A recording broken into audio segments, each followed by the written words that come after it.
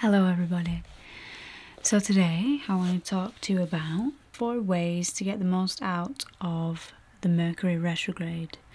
So you may not have heard of the Mercury Retrograde yet, so I'm going to explain to you what that is and why you should be aware of it and why it might be useful for you to know a bit more about it. The article that I'm taking this information from was actually written by my other half, so I'm going to link that for you so you can go and take a look at this article. Here it is again. For many people, Mercury retrograde raises a few alarm bells as they prepare for miscommunication, unusual delays in appointments, redirected travel arrangements, and the various missing elements in the well-laid plans. But what I'm going to do is I'm going to break it down for you in this video so we can discuss a little bit about what we can expect basically from now until the mid-April time. Mercury retrograde is all about unusual delays, potentially in things like appointments or just in plans. It's also about miscommunication, so the solar influences are basically causing a bit of a stir up. This is what Mercury retrograde is all about. I'm just going to quote you this little piece from the website, and it says, planets are like giant consciousness filters and can influence how we navigate our lives. Before I get into these 4 tips with you, I just want to also drill home the importance of your own personal power during this time.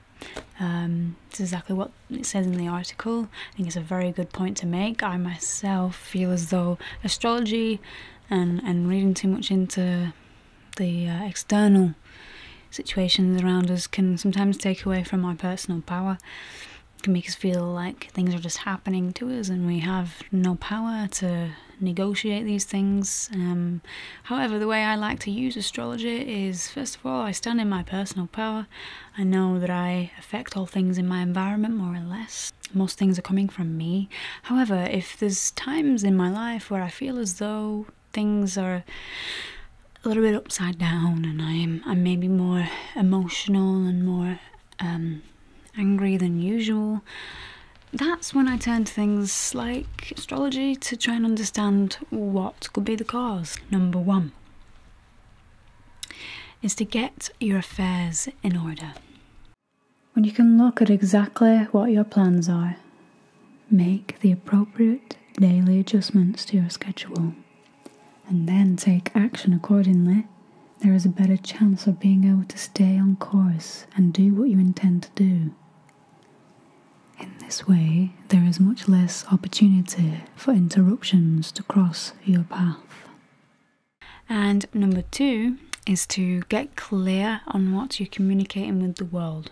So this can be as simple as just trying to refine your own voice. If you're not always speaking your truth, then that's something to be more vigilant of. When you are clear on what you are doing in the world, it makes it easier to stay on the course of the message you are also bringing. When you can be clear on your message and have a humble yet spirited approach to communicating it, the chances of miscommunication are mitigated almost entirely. Number 3 is to be humble. Humility is one of the most important tools for navigating any social cultural atmosphere. The attitude of humility always places the heart in the space of both receptivity and personal power simultaneously. It allows you to stay your course while being malleable. And the last one, number 4, is to take personal time with yourself daily. We could start by saying that it's important to always have a bit of me time. Even if you're with your friends a lot or your spouse a lot or whoever it may be. This is also important in as far as work goes. If you're spending sort of almost every waking minute thinking about the work you have to do and maybe the project you're studying, it's very important that you take some time to yourself. Me personally, I think that it should be that it's half and half. Your day is like half work and half me time, half personal time. Remember, the point of consulting any astrological transit is to use it as a mirror into your consciousness. The planetary bodies are very powerful conduits for energy exchange and can be a welcomed assistant on our journey of ascension. A few things I wanted to note from the article as well is that during this Mercury retrograde is actually one of the most impactful times.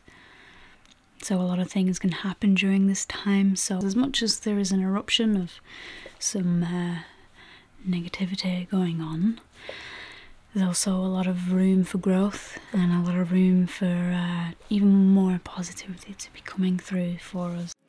And we can be sure to see some supercharged energetic help from this massive planetary influence. And that's basically it. That's all I wanted to share with you. So I hope those 4 tips can be useful to you. As I say, I did not come up with those myself. So you should definitely check out the article on Spirit Science Central's website. Like this video. Okay, well, peace, love and bliss to you all, and I'll see you in the next